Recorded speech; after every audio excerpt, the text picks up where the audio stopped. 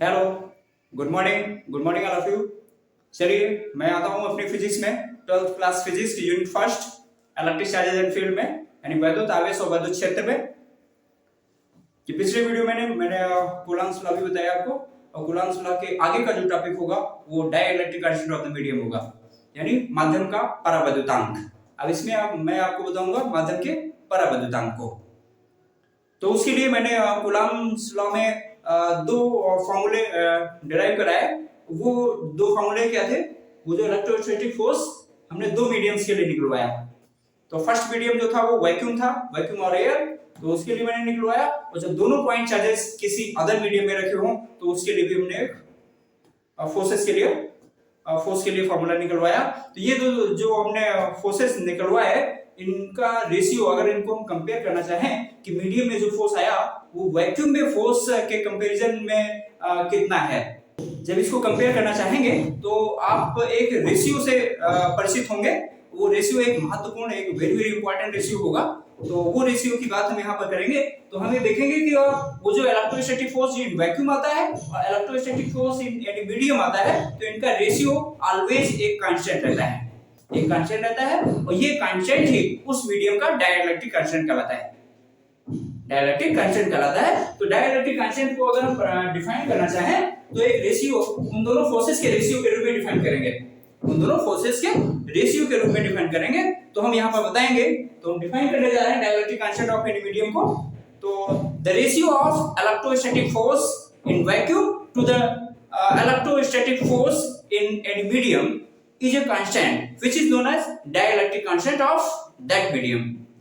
हिंदी में अगर करना चाहें तो हिंदी में बताएंगे कि निर्वात में वैद्युत बल तथा माध्यम में वैद्युत बल का अनुपात एक नियतांक होता है जिसे उस माध्यम का परावैद्युतांक कहते हैं, और इसे कैपिटल के से डिनोट करते हैं, इसे कैपिटल के से प्रदर्शित करते हैं। तो अगर हम इसको मैथमेटिकल फॉर्म में लिखना चाहें तो मैथमेटिकल फॉर्म में हम ऐसे लिखेंगे, मैथमेटिकल फॉर्म में वैक्यूम में इलेक्ट्रोस्टैटिक फोर्स अपॉन मीडियम में electrostatic force is equal to constant, is equal to constant. और वो कांस्टेंट को हम किससे डिनोट करते हैं? कैपिटल के से, कैपिटल के से। तो ये रिलेशन आपका जो मिलता है, ये रिलेशन ये डाइइलेक्ट्रिक कांस्टेंट को डिफाइन करता है, ये डाइइलेक्ट्रिक कांस्टेंट को डिफाइन करता है। और इसी रिलेशन से अभी एक और रिलेशन आपको बताने वाले हैं, इसी रिलेशन से एक इंपॉर्टेंट रिलेशन और आपको बताने वाले हैं। यहाँ पर आप जो मैंने वैक्यूम में इलेक्ट्रोस्टैटिक फोर्स लिखा हुआ है और ये मीडियम में इलेक्ट्रोस्टैटिक फोर्स लिखा हुआ है, तो इनके आप फॉर्मूले अगर लिख करके उनका रेशियो फाइंड करो तो आप एक स्पेशल रेशियो, एक विशेष, एक और अच्छा सा इंपॉर्टेंट या रोचक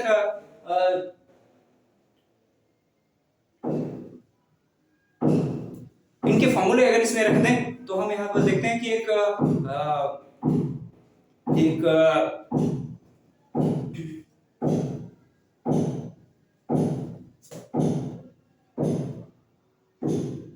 तो F naught by F equal to K. तो ये force in vacuum upon force in any medium, और तो इसका रेशियो ये constant, dielectric constant of the medium.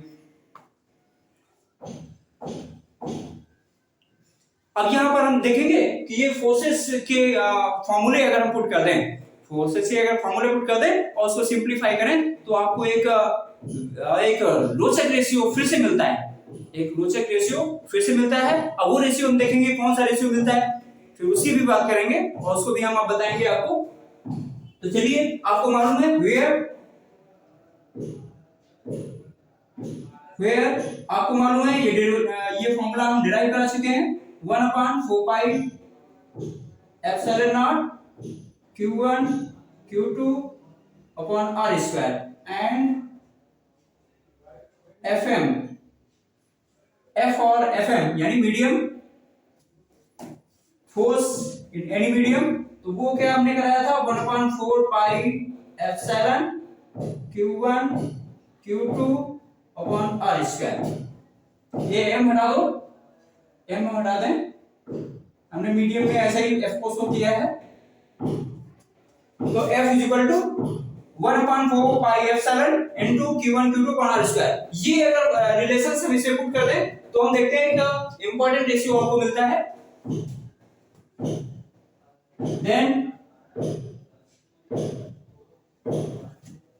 then from the definition of dielectric constant, then from the definition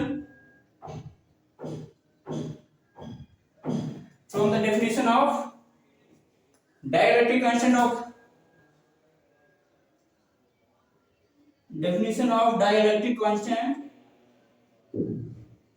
तो dielectric constant में ये फॉर्मूले हम पुट कर दें तो हम देखेंगे 1/4 pi epsilon not Q1 Q2 upon R square upon 1/4 pi epsilon Q1 Q2 upon R square. तो हम देखते हैं ये factors Q1 Q2 upon R square, Q1 Q2 upon R से ये दो कैंसिल हो जाते हैं, 1/4 पाई कैंसिल हो जाता है, ये एप्सिलॉन ऊपर जाता है, एप्सिलॉन नॉट नीचे रह जाता है, और ये RHS में जो होता है वो K होता है। RHS में K होता है, तो इसको अगर लिखना चाहे हम यहाँ पर imply that epsilon upon epsilon naught is equal to K। तो ये देखा हमने एक अलग रेशियो और आपको मिला, ये एक अलग क्वांटिटीज का रेशियो K के इक्वल आपको देखने को मिल रहा है। तो ये क्वांटिटीज आपको मालूम है कि वो क्या है, permittivity of medium and permittivity of vacuum. Permittivity of medium and permittivity of vacuum is equal to जो कांस्टेंट आ रहा है वो dielectric constant of the medium ही आ रहा है, वो मीडियम में आ रहा है। तो यहाँ पर हम देख रहे हैं कि वो तो इससे एक रिलेशन भी आपको मिल रहा है। वो रिलेशन बताने से पहले हम पहले इस रेशियो की बात कर लें। तो हम देख रहे हैं permittivity of medium upon permittivity of vacuum. तो परमिटिविटी ऑफ वैक्यूम, तो इस रिलेशन को हम देखते हैं वैक्यूम के रिस्पेक्ट में परमिटिविटी ऑफ मीडियम यहाँ पर हम बताने जा रहे हैं इस रेशियो को। तो इस रेशियो को जो कहते हैं relative permittivity of that medium, इस रेशियो को relative permittivity of that medium. तो relative permittivity of that medium को भी हम क्या करेंगे, के से तो हम डिनोट करेंगे, साथ ही साथ इस रिलेटिव परमिटिविटी को शो करने के लिए कि वो रिलेटिव परमिटिविटी को स्पेशल मीनिंग दे, तो उसके लिए हम क्या करेंगे, एप्सिलॉन में ही दे देंगे और सबस्क्रिप्ट में आर दे देंगे जो कि रिलेटिव को शो करेगा। तो रिलेटिव परमिटिविटी ऑफ मीडियम इसको हम लिखेंगे के भी लिख सकते हैं और एप्सिलॉन अपॉन एप्सिलॉन नॉट। तो ये dielectric constant of the medium हमने देखा कि ये relative permittivity of that medium भी होता है। तो relative permittivity of any medium को हम dielectric constant of that medium भी कहते हैं। तो ये रेशियो आपको देखने को मिल गया।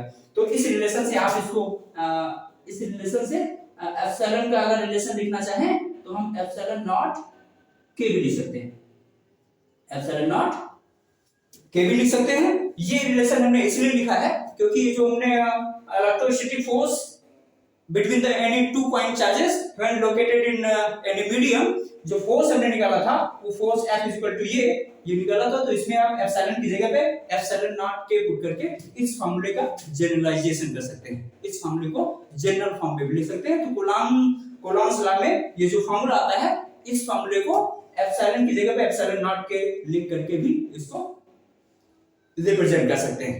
ठीक है, तो ये हमने आपको इंपॉर्टेंट रेशियो के बारे में बता दिया, dielectric constant of any medium. तो ये dielectric constant of any medium हो गया। अब इसके बाद में हम आपको बताएंगे dielectric constant of the medium. अब इसके बाद में अब जो नेक्स्ट टॉपिक होगा वो होगा vector form of Coulomb's law. Vector form of Coulomb's law, हमने जो कूलॉम्स लॉ में जो फॉर्मूले बताए हैं वो अभी हमने स्केलर फॉर्म में दिखाए हैं। इस फोर्स की डायरेक्शन हमने इसमें मेंशन नहीं की है। तो डायरेक्शन को मेंशन करने के लिए हम क्या करेंगे, एक अदर फॉर्म में अलग स्पेशल केस में हम इसको दिखाएंगे कि वो vector form of Coulomb's law. तो vector form of Coulomb's law में हम इसको अलग एक स्पेशल केस देंगे। तो स्पेशल पॉइंट में उसको हम उसको बताने की कोशिश करेंगे। तो चलिए जो स्पेशल पॉइंट आएगा, जो आगे का पॉइंट, तो वो आगे का पॉइंट होगा vector form of Coulomb's law. तो चलिए आते हैं vector form of Coulomb's law में। Vector form of Coulomb's law next topic होगा आपका vector form of Coulomb's law.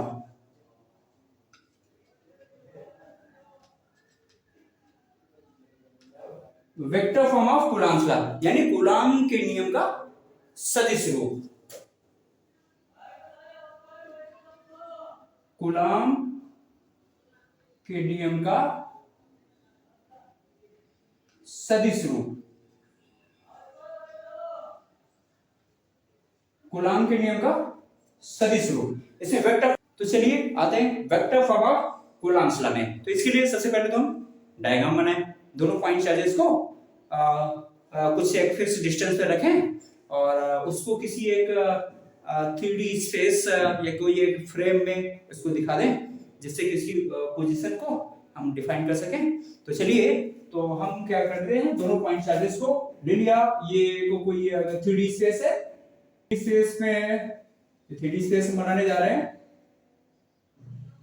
तो ये एक एक्सिस ले ली हमने y एक्सिस और ये ले ली हमने x एक्सिस और एक ले लेते हैं z एक्सिस। तो 3D स्पेस हमने ले लिया है, ये है z एक्सिस, ये है x एक्सिस और ये है y एक्सिस। ये y एक्सिस है। अब हमने क्या किया, अब इस स्पेस में कोई दो स्टैटिक पॉइंट चार्जेस ले रहे हैं। तो हमने एक स्टैटिक पॉइंट चार्जेस में एक ये ले लिया है और एक हमने ले लिया है ये।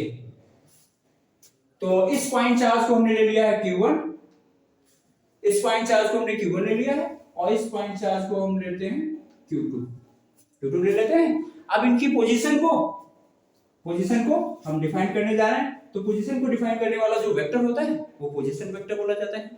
तो पोजीशन वेक्टर को अगर हम ले लें, पहले चार्ज का पोजीशन वेक्टर अगर दिखाना चाहें तो पोजीशन वेक्टर फर्स्ट वाला जो हो जाएगा वो हम ले लेंगे r1 वेक्टर और दूसरे चार्ज को डिफाइन करने वाला, दूसरे चार्ज की पोजीशन को डिफाइन करने वाला जो वेक्टर होगा वो, उस पोजीशन वेक्टर को हमने r2 वेक्टर दिखा दिया। r2 vector.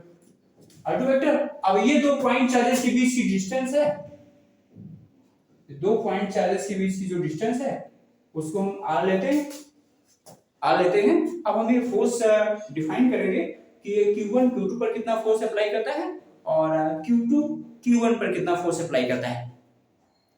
ठीक है, तो उसके लिए फोर्स के लिए हमने कूलम्ब्स लॉ में स्केलर फॉर्म में तो फोर्स निकलवा ही लिए हैं। स्केलर फॉर्म में हमने जो फोर्स निकलवाया है वो क्या निकलवाया है, F = 1/4 पाई। अब यहाँ पर एप्सिलॉन की जगह पर एप्सिलॉन नॉट के पुट कर दे तो जनरल फॉर्म में आपको फॉर्मूला मिल जाता है। तो हम एप्सिलॉन नॉट के ही पुट करेंगे। तो 1/4 pi epsilon naught K q1 q2 upon r²। ये फॉर्मूला था।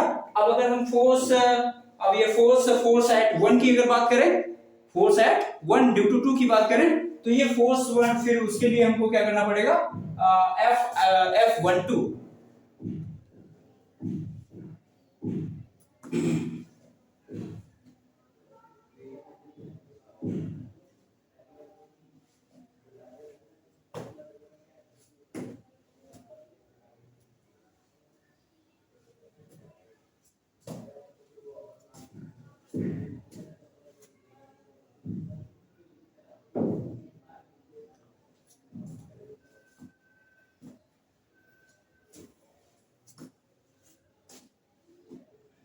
अब हम यहाँ पर जो दो पॉइंट चार्ज लिए हैं, हम मान लेते हैं कैलकुलेशन की आसानी के लिए हम ये मान लेते हैं कि ये दोनों पॉइंट चार्जेस अनलाइक चार्जेस हैं।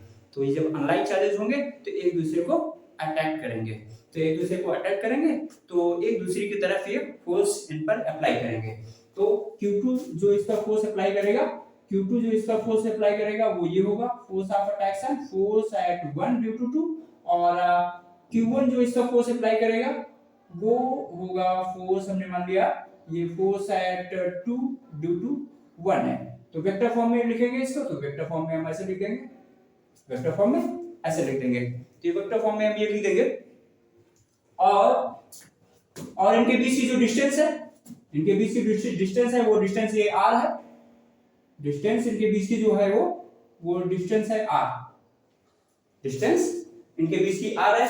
तो अब हम 4 साइड 1 ड्यू टू 2 की अगर बात करें, 4 साइड 1 ड्यू टू 2 की बात करें तो हमको क्या करना पड़ेगा, इस स्केलर फॉर्म में, इस ये फोर्स की जो स्केलर फॉर्म में से यूनिट वेक्टर से हमको मल्टीप्लाई कराते हैं तो ये वेक्टर फॉर्म में कन्वर्ट हो जाता है। ये वेक्टर फॉर्म में किसी भी स्केलर को अगर यूनिट वेक्टर से मल्टीप्लाई करा दे तो वो एक वेक्टर फॉर्म में कन्वर्ट हो जाता है। तो हम क्या करें, इसी डायरेक्शन में फोर्स यानी F12 इसी डायरेक्शन में एक यूनिट वेक्टर से हम इसको मल्टीप्लाई कर रहे हैं। वो यूनिट वेक्टर क्या है, R12 कैप। R12 कैप से हमने इसको मल्टीप्लाई कर दिया तो अब ये वेक्टर में कन्वर्ट हो गया है। तो बोथ साइड में करेंगे यही काम हम, तो यही काम बोथ साइड में करेंगे।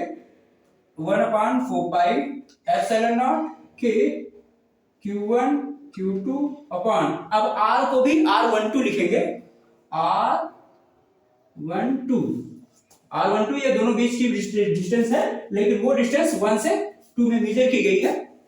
यहाँ पर स्केलर है, R12 जो है वो स्केलर में है, अपने वेक्टर में इसको डिनोट नहीं किया है, तो वो 1 और 2 के बीच की डिस्टेंस को यहाँ पर शो करता है। और ये हमने यूनिट वेक्टर से इस साइड में भी मल्टीप्लाई करा दिया, 1 2 यूनिट वेक्टर, यूनिट वेक्टर्स में हमने इस साइड में मल्टीप्लाई करा दिया। तो अब ये वेक्टर फॉर्म में कन्वर्ट हो गया, F वेक्टर F12 वेक्टर आप इसको लिख सकते हो, F 4 साइड 1 ड्यू टू 2, तो F12 वेक्टर आप इसको ऐसे लिख सकते हो।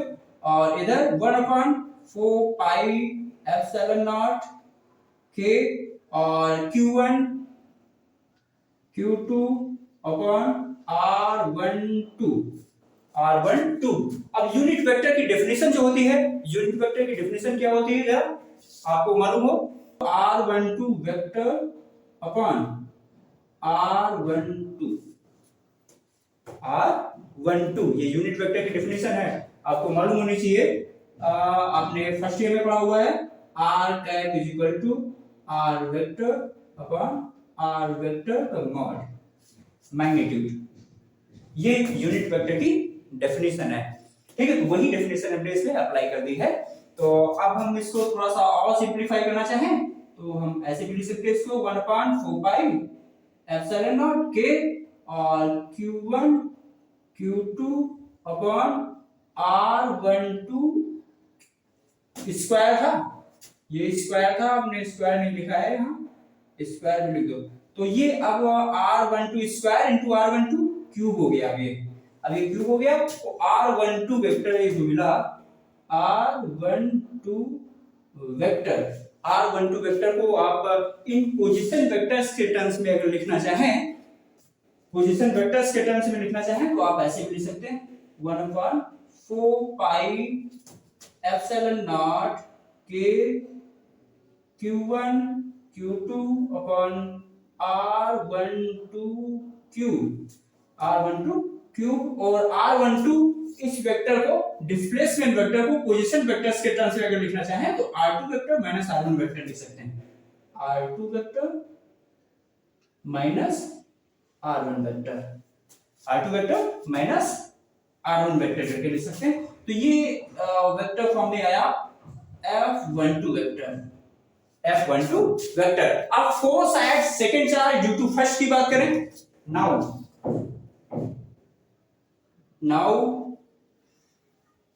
अगर हम इसकी बात करें, अब now for F4 side second due to first, अब इसके लिए याद है, इसके लिए अगेन फोर्स उसी से याद है, F is equal to 1/4 pi epsilon naught K Q1 Q2 upon R square. उसी फॉर्मूले से implies that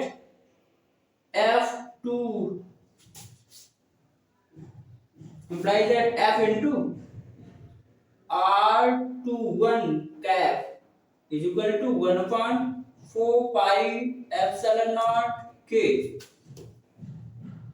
Q1 Q2 upon R21 कर रहे हैं, इसको R21 कर देते हैं, R21 और R21 कैप, R21 कैप से हमने बोथ साइड में मल्टीप्लाई कर दिया है।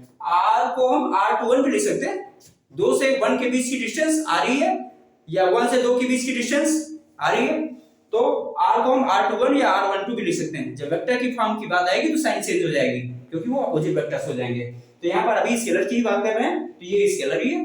बाकी यूनिट वेक्टर जो हमने लिखा है तो यूनिट वेक्टर बोथ साइड में हमने मल्टीप्लाई कराया है, जिसका इफेक्ट हम ना के बराबर समझेंगे क्योंकि बोथ साइड में कराया है, वो चाहे तो कैंसिल भी कर सकते हैं। तो ये हो गया f into r12 cap is equal to 1.4570 k times of q1q2 upon r21 into r21 cap।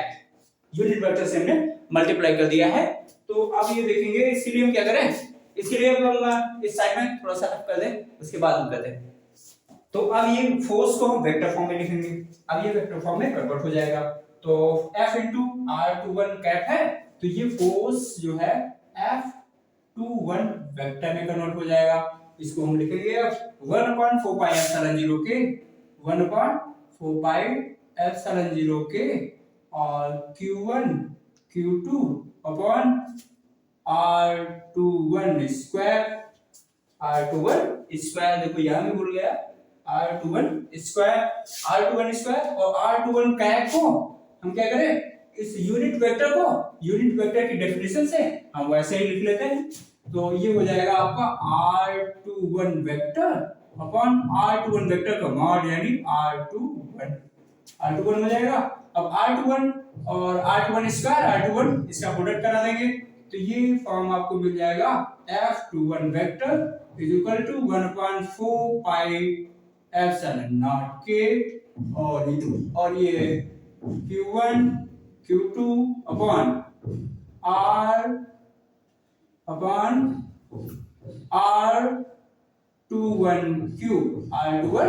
Cube और ये R21 वेक्टर। अब R21 वेक्टर जो डिस्प्लेसमेंट वेक्टर है इसको पोजीशन वेक्टर्स के टर्म्स में अगर लिखना चाहें तो आप ऐसे लिखेंगे F21 vector is equal to 1/4 pi epsilon naught K Q1 Q2 upon R21 cube. अब इसको ये डिस्प्लेसमेंट वेक्टर है 2 से 1 की ओर, तो डिस्प्लेसमेंट वेक्टर है, इसको हम पोजीशन वेक्टर्स के टर्म्स में अगर लिखना चाहें तो वो हो जाएगा R1 vector minus R2 vector, R1 vector minus R2 vector. अब हम यहां पर देख रहे हैं नाउ, अब यहां पर F21 वेक्टर और F12 वेक्टर के बीच में अगर रिलेशन हम डिफाइन करना चाहें तो हम ये देखेंगे कैसे करेंगे। सिंस हम देख रहे हैं, सिंस हम इसको लिख सकते हैं R1 vector minus R2 vector, इसको हम लिख सकते हैं minus R2 vector minus R1 vector, कर सकते हैं ऐसा। अपोजिट वेक्टर्स है तो हमने इसको माइनस R21 वेक्टर को आप लिख सकते हो, वो क्या था, ये R1 माइनस R2 वेक्टर जो था R12 था, R21 वेक्टर था और ये R2 माइनस R1 क्या था, R2 minus R1 R12 vector था, R12 वेक्टर। तो हम देख रहे हैं R21 वेक्टर की जगह पे हम R माइनस R12 वेक्टर भी लिख सकते हैं, माइनस 12 भी लिख सकते हैं। तो ये तो आपका सेकंड फॉर्म हो गया है, सेकंड फॉर्म, और ये फर्स्ट फॉर्म कहां गई, ये आपकी फर्स्ट फॉर्म हो गई, ये फर्स्ट फॉर्म हो गई। तो अब यहां पर ये कि रिलेशन ये भी दे रहे हैं, then from relation first and second, then from relation first and second, first और सेकंड, तो ये f जो हो जाएगा implies that F21 वेक्टर जो हो जाएगा वो minus 1/4 pi epsilon naught K और Q1 Q2 upon R21 cube into minus में करना है, इसको माइनस में हमने कर लिया है, इसको माइनस में R2 vector minus R1 vector R2 vector minus R1 vector. अब ये R2 माइनस R1 वेक्टर ये क्या है, आप यहाँ पर देखेंगे R2 माइनस R1 ये हो जाएगा F12 वेक्टर। तो हमने यहाँ पर देखा F21 वेक्टर जो होता है वो माइनस F12 वेक्टर के इक्वल होता है। कहने का मतलब ये force at second point charge is equal to the negative, यानी अपोजिट डायरेक्शन में होता है, मैग्नीट्यूड सेम होता है और डायरेक्शन इसकी अपोजिट होती है। तो ये force at second point charge due to first is equal to minus force at first point charge due to second. तो ये न्यूटन्स एक्शन रिएक्शन रूल को भी फॉलो करता है। तो ये एक्शन रिएक्शन रूल है व्हिच इज